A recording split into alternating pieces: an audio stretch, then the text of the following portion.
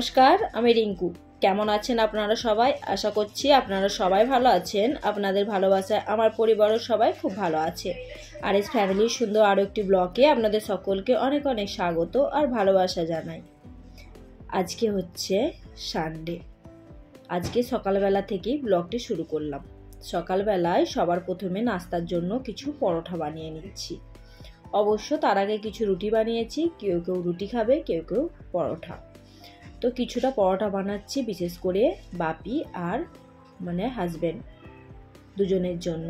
তো পরোটাগুলো একে একে সেঁকে নেব। অবশ্য আজকে পরোটাটা সর্ষের তেল দিয়েই সেঁকছি, তার কারণ হাজবেন্ডের ইচ্ছা করেছে সর্ষের তেল দিয়ে পরোটা খাবার। সর্ষের তেল দিয়ে পরোটাটা কিন্তু খেতে বেশ ভালোই লাগে। তো যাই হোক, এখানে মোটামুটি সব কটা পরোটাকেই সেঁকে নিলাম আর বেশ কিছু রুটিও করেছি। সঙ্গে একটু শসা কেটে নিচ্ছি। এই পরোটা বা রুটি বা লুচি যাই হোক, এর সাথে কিন্তু স্যালাড রূপে শসাটা দারুণই লাগে। তো সেই জন্য কিছুটা পরিমাণে শসাও কেটে নিলাম আর পরোটাগুলোকে এপিট এপিট করে ভাজছি। তার কারণ হাজবেন্ডের অর্ডার একদম কড়া কড়া করে ভাজার জন্য। অবশ্য আমার বাপি বলে না, আমার বাপের বাড়ির লোকেরা কিন্তু অত কড়া কড়া করে কোনো জিনিস ভাজাটা আবার পছন্দ করে না। তো যাই হোক, এখানেতে আমি এবারে সাজিয়ে দিয়ে দেব। তো এখানে দুটো পরোটা রাখলাম আর দিচ্ছি দুটো সসের প্যাকেট আর কিছুটা শসা। তো এই দিয়েই হয়ে যাবে আজকের নাস্তাটা।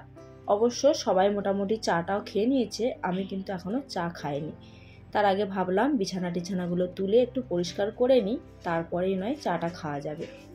তো সবার প্রথমে মশারিটাকে খুলে নিচ্ছি। আর মশারিগুলো কিন্তু নতুনই নেওয়া হয়েছে, 3টে মশারি আমার বাপিমা ওরা আসার আগেতে 3টে মশারি কেনা হয়েছে। তো যাই হোক, এখানেতে এখনও কিন্তু মোটামুটি বেশ ভালোই ঠান্ডা আছে। আর এই রুমটাতে কিন্তু যখন থেকে রং হয়েছে তখন থেকে পাখা টাঙানো হয়নি, কিন্তু তাতেও এখনও গায়ে চাপা দিয়ে শুতে হয়। তো রাত্রেবেলার দিকে হালকা ফুলকা গরম লাগলে জানলাটা খুলে পর্দাটা দেওয়া থাকলেও কিন্তু বেশ ভালো লাগে। তো যাই হোক, মোটামুটি মশারিটা গোছ করে নিলাম। আর মশারির কাপড়গুলো কিন্তু খুবই নরম আর খুবই সুন্দর। আমার বাপির কিন্তু এখানকার মশারিগুলো খুব পছন্দ হয়েছে। তো বলেছিলাম যে একটা কিনে দিই দেশে নিয়ে যাওয়ার জন্য, কিন্তু তার জন্য রাজি হয়নি। বলে কি ওখানেতেও পাওয়া যায়। কিন্তু আমি যেহেতু পরে ভয়েস ওভারটা দিচ্ছি তাই বলছি, বাপি এখন তো চলে গেছে দেশে, কিন্তু দেশে যাওয়ার পর মায়ের মুখে শুনলাম বাপির এখানের মশারিগুলো এতটাই ভালো লেগেছিল সেখানে যে মিস করছে। তার মানে একটা নিয়ে যাওয়ার ইচ্ছে ছিল, কিন্তু মুখের ওপরে বলতে পারেনি। তো যাই হোক, এবার শোনার পরে মনটা খারাপ লাগছিল। তো এখানে যাই হোক, বকবক করতে করতে বিছানাটা মোটামুটি অনেকটাই গুছিয়ে নিলাম। আর এই যে এর ভিতরেতে যে চাদরটা দিয়ে রাখি, তার কারণ এই ওপরের চাদরটা কিন্তু সুতির না, ওপরের চাদরটা কিন্তু প্রচণ্ড ফিসলন। এই চাদরটার জন্য ভিতরের চাদরটাও কিন্তু যখনই শোয়া হয় গুটিয়ে পাটিয়ে এক কাছে জড়ো হয়ে যায়। তো যাই হোক, এখানেতে মোটামুটি বিছানার চাদরটাকেও সুন্দর করে টান করে গুছিয়ে নিলাম। আর সুন্দর করে টান করে বিছানা গোছালে কিন্তু বেশ দেখতে ভালো লাগে, আর সাথে কিন্তু মনটাও বেশ ভালো লাগে। সঙ্গে একটু বিছানাটাকে ঝেড়ে নিলাম। আর পর্দাগুলো যারা আমার আগের ব্লগ দেখবেন তারা জেনে থাকবেন, পর্দাগুলো কিন্তু বড় ছিল, সেগুলোকে কাটিয়েছি কিন্তু প্রেস করার সময় পাইনি। সেই জন্য কিন্তু যেমন করেই গুছিয়ে রাখার চেষ্টা করি একটু ছিতরে বিতরে যায়। তো যাই হোক, মোটামুটি গুছিয়ে নিলাম নিয়ে। আর বেডের মাথাটাও কিন্তু বেশ পরিমাণে ধুলো জমেছে। এই চৈত মাসের সময় এত ধুলো বাতাস ওড়ে, তো যতই দরজা জানলা বন্ধ থাক তবু যে কোথা দিয়ে এত ধুলো আসে বোঝা যায় না। তো যাই হোক, এখানে গদিগুলোকে সুন্দর করে সাজিয়ে বালিশগুলোকেও সাজিয়ে দিলাম। মোটামুটি এই রুমটাকে কমপ্লিট করতে পারলাম। এরপরে আছে একটু ড্রেসিং টেবিলের সাইডগুলো পরিষ্কার করে নেবার।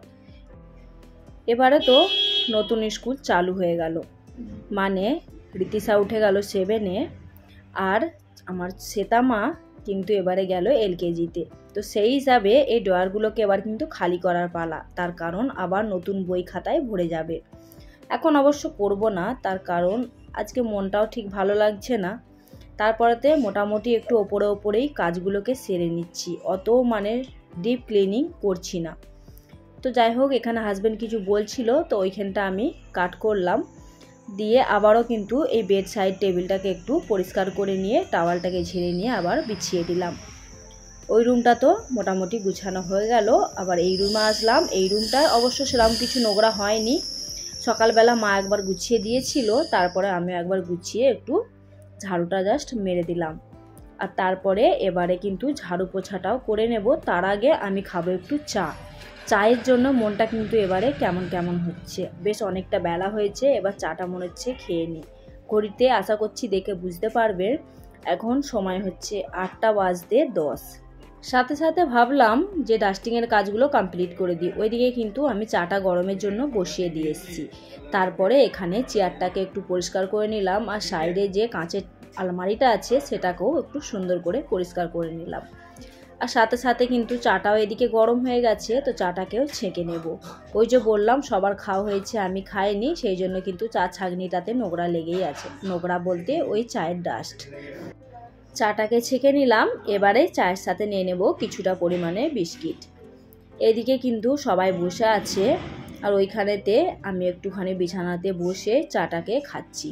চা জিনিসটা এমন, একটু শান্তি করে বসে না খেলে কিন্তু ঠিক ভালো লাগে না। কিন্তু যখন সবাই বাড়িতে থাকে তখন আবার এই জিনিসটা মানে উপেক্ষা করেই চলা হয়, অত শান্তি দেখতে গেলে হয় না। কিন্তু আজকে তবু যাই হোক একটু চাটা ভালোভাবেই খেলাম। এরপরে আবার রান্নাবান্নার দিকে যেতে হবে, তার কারণ মা বাপিরা সকাল করে বেরিয়ে পড়বে ওদের ট্রেনের জন্য। তো সকাল করে বলতে রান্নাবান্না করব, খাওয়া দাওয়া করে ওই 2, 2:30, 3টের মধ্যে বেরিয়ে যেতে হবে। তো এখানে মেয়েকে একটু আদর করে দিচ্ছি। শ্বেতা মা সকালবেলা ঘুম থেকে ওঠে, আজকে কিন্তু আদর খায়নি, ওকে একবার আদর করতে হয় এরমভাবে। ঘড়ির টাইম কোন দিক দিয়ে যে পেরিয়ে চলে যাচ্ছে বোঝাই যাচ্ছে না। এখন ঘড়িতে সময় হচ্ছে 11:30। মা ওইদিকে অলরেডি রান্নাবান্না বসিয়ে দিয়েছে। আজকে হচ্ছে একটু ডাঁটা, বেগুন, আলু আর উচ্ছে এসব দিয়ে চচ্চড়ি না সরি শুক্তো। এই শুক্তোটা আমার মা আসার পরে আরেকবারও বানিয়েছিল, তো মায়ের জামাইয়ের মানে আমার হাজব্যান্ডের খুবই পছন্দ হয়েছিল, সেই জন্য মাকে বলে আরেকবার বানিয়ে দিতে, লাস্টবার মানে এখনের মতো লাস্টবারে খাইয়ে দিতে। তো সেই জন্য মা ওই শুক্তোটা বানাচ্ছে, আমি এদিকে মাছগুলো কেটে বেছে দিচ্ছি। আবারও আসলাম অনেকটাক্ষণ পর, রান্না বান্না করে খেয়ে দিয়ে একটু সব রেডি সেডি হয়ে নিয়েছে, এবার বাড়ির পথে উদ্দেশ্যে। সত্যি বলছি এই সময়টা যে কি একটা বিশাল সময় সেটা বলে বোঝাবার মতো না। আসার সময়তে মানে মা বাপি বড় মা যখন এসেছিল তখন যতটা আনন্দ ছিল, এখন তার চেয়েও বেশি যেন বুকটা ফেটে যাচ্ছে। সবাই যত যাওয়ার সময় হয়ে আসছে, আমার বড় মা আমার মায়ের তো থেকে থেকে চোখ ছলছলিয়ে আসছে, কিন্তু তাদেরকে অতটা বুঝতেই দিইনি যে আমার ভিতরটা কি হচ্ছে। তো যাই হোক দুর্গা দুর্গা নাম নিয়ে বেরিয়ে পড়লাম স্টেশন পর্যন্ত ছাড়তে। শ্বেতামা বাড়িতে ছিল না, সেই জন্য আমিও যেতে পারছি। শ্বেতামা ওর পাশের বাড়িতে যাদের বাড়ি থাকে সেই তার মাম্মার সাথে কোথাও ঘুরতে চলে গেছিলো। তো সেই ফাঁকে ভাবলাম আমিও তাহলে মায়েদের সাথে একটু স্টেশনে চলে যাই, আর একটু বেশিক্ষণ মা বাপি বড় মাকে দেখতে পাবো, সেই জন্য যতক্ষণ দেখতে পাওয়া যায় ততক্ষণটা মিস করতে চাইলাম না। তার কারণ এই সময়টা হয়তো আর কোনো দিন পাবো কি না জানি না। বাপি মায়ের জন্য পেলেও কিন্তু বড় মার জন্যে যে কোনো দিন এরকম সময় পাবো সেটা হয়তো মুশকিলই হবে।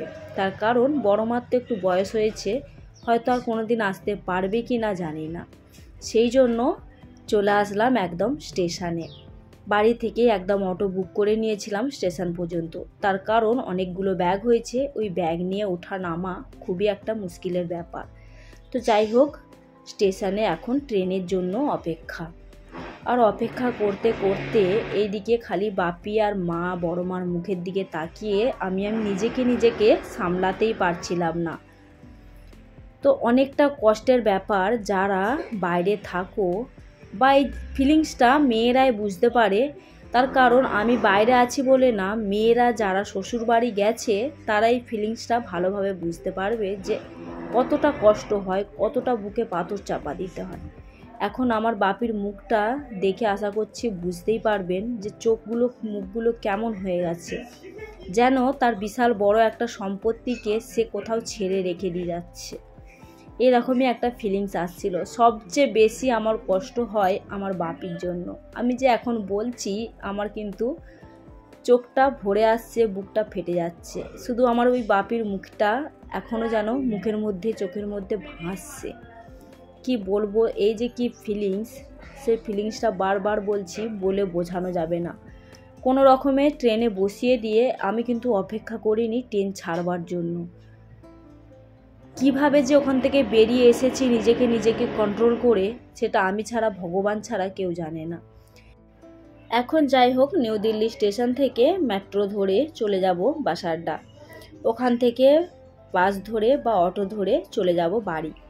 আজকে আমার এই পর্যন্ত ব্লগটি আপনাদের কেমন লাগলো অবশ্যই কমেন্ট করে জানাবেন। যদি বেশি ভালো লেগে থাকে অবশ্যই লাইক দিয়ে দেবেন। আজকের ব্লগটি যদি আমার নতুন কোনো বন্ধু দেখে থাকেন, আপনাদের কেমন লাগলো আপনারাও কিন্তু জানাতে ভুলবেন না। যদি একটু বেশি ভালো লেগে থাকে, কোথাও যদি মনটাকে একটু জয় করতে পারি, চ্যানেলটিকে সাবস্ক্রাইব করে আমার পাশে থাকবেন।